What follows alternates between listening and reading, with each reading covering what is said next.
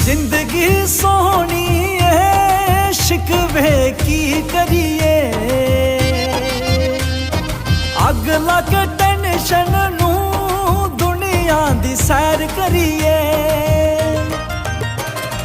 जिंदगी सोहनी है शिकवे की करिए,